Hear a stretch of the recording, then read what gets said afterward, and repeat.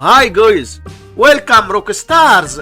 In this chapter, let's explore adding and subtracting fractions step-by-step guide. Let's start the excitement. We have these two fractions, 6 over 7 and 2 over 3, and we want to add them. Multiply the first top times the second bottom, so we have 6 times 3, which is equal to 18. Multiply the first bottom times the second top, so we have 7 times 2, which is equal to 14. Now just add those two numbers, so we have 18 plus 14, which is equal to 32. Multiply the two denominators, so we have 7 times 3, which is equal to 21. And that is all.